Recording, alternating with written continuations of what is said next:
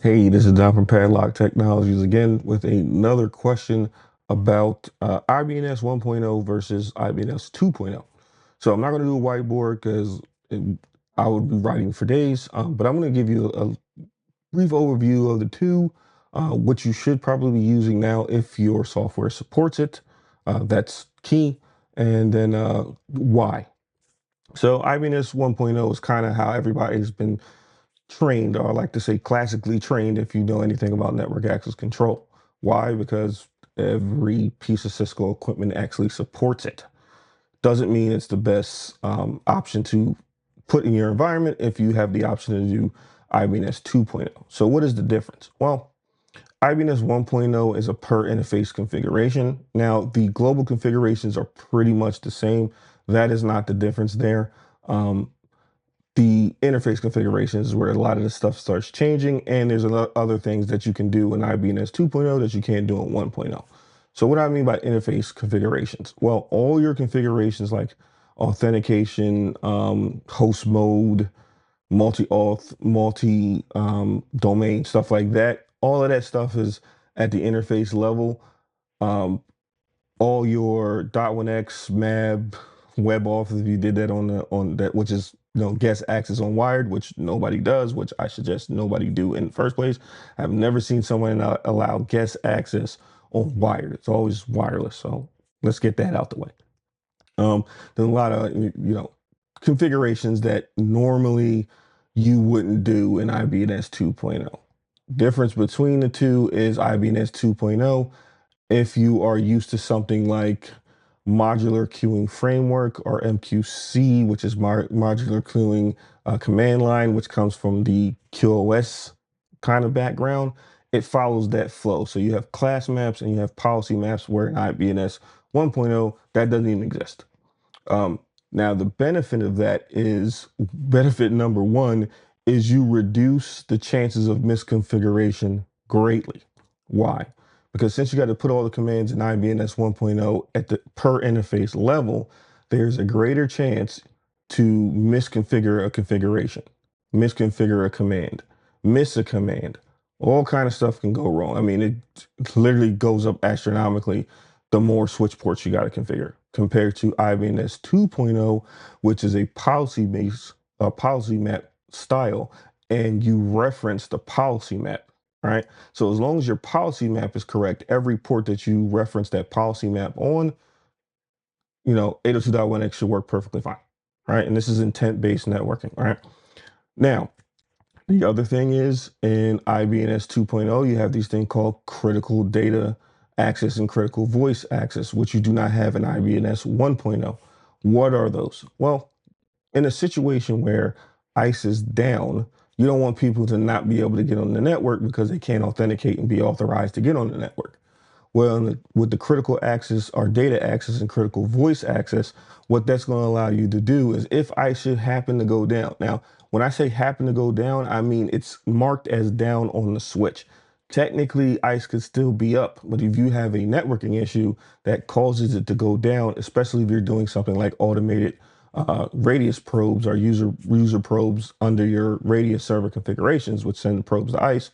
You want more details on that, just put it in the comment. I'll make a whole video about that.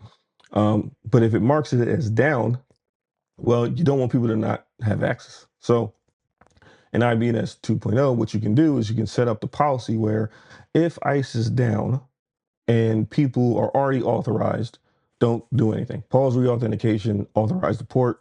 Everybody's working the way it is.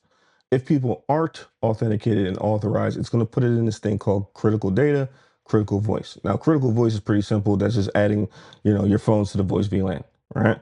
Critical data is whatever you want. You can have it in the port that it's already configured on if you have it hardwired there, or you can actually put it in a data VLAN of your choice. Now, if you do that, like I say with everything, especially when people want to do VLAN, dynamic VLAN assignments and remediation VLANs, I've heard that term ad nauseum, remediation VLANs, you got to make sure the networking is already there. The plumbing needs to be there, right? You can't just say, oh, I'm going to put them in a VLAN and you don't have any of the networking there, because now they're pretty much black hole for the rest of the network. And I don't know if that's your intention, but most people, when they want to go to remediation VLAN, they at least want to give them, internet access. Same thing with critical data, right? You at least want to give them internet access, unless you want to give them access to, internal resources. But I probably wouldn't do that in the critical data because ICE is down, and you just don't want people to just be able to access internal resources because they're in critical data. But that's really up to you, and ultimately what the authorization policy is going to do. So the other thing is, you in IBNS 1.0, you couldn't put 802.1x configurations directly on trunk ports. And IBNS 2.0, you can, right? So you may or may not need to do that. Now, you also can, this is not an IBNS 1.0 or 2.0 thing. You can change an access port to a trunk port with ICE if you want to. Why would you do that if you're doing something like FlexConnect APs, or you're using like Meraki APs that have to be on trunk ports? Well, now you can actually authenticate access port that an AP plugs into, switch it to a trunk port to get that AP on the network. So that's a side quest there, but that's just something I think I needed to say on here. The other thing about IBNS 2.0 is, again, once you get the syntax down, it's a lot easier to manage. Right? It's a lot easier to manage with IBNS 2.0 than 1.0. Now, there's probably some more stuff I could have mentioned, but I wanted to give you a brief description of the difference between the two. Now, what do you think I'm going to say that you need to go to?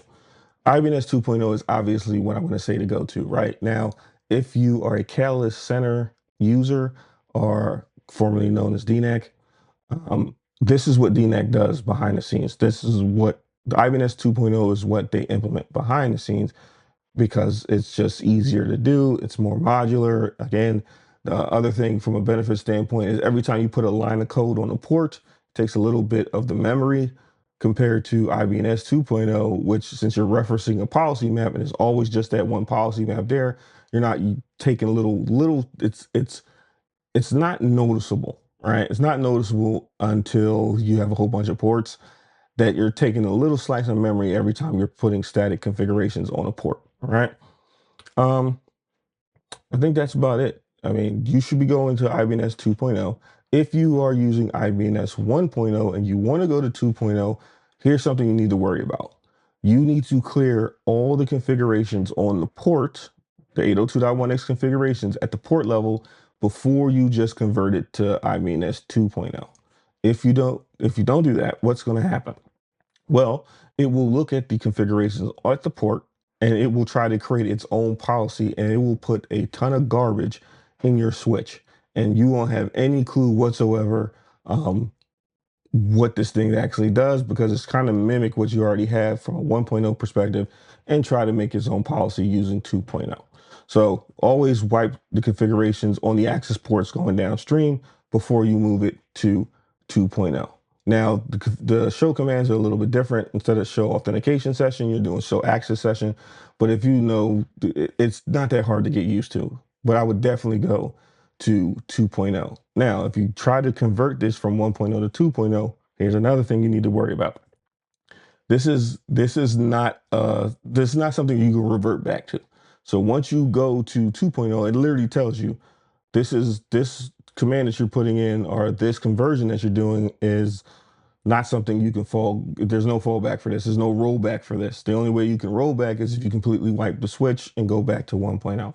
So if you're going to do that, make sure that this is the decision that you're going to live with, or put it in your test environment, see how it works, and then roll it out. Because once you do it to a swath of switches, those switches are basically there.